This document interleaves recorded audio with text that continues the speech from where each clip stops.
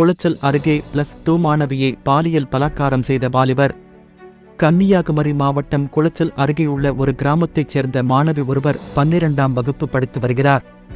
இவர் மாலையில் பள்ளி முடிந்து அருகில் உள்ள ஒரு டைப்ரைட்டிங் கிளாஸுக்கு செல்வது வழக்கம்.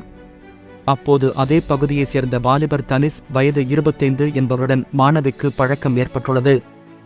இந்த நிலையில் சம்பவத்தன்று தனிஷ் மாணவியிடம் குளச்சல் அருகே உள்ள பஸ் நிறுத்தத்திற்கு வருமாறு கூறியுள்ளார்.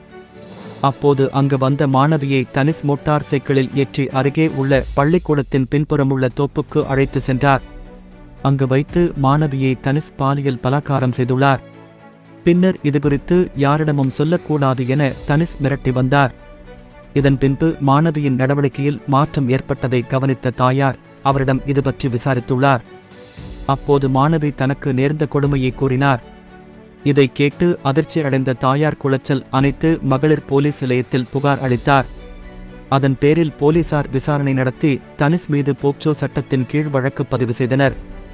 இதற்கிடையே தனிஷ் தலைமறைவானார். தொடர்ந்து போலீசார் அவரை தேடி வருகின்றனர்.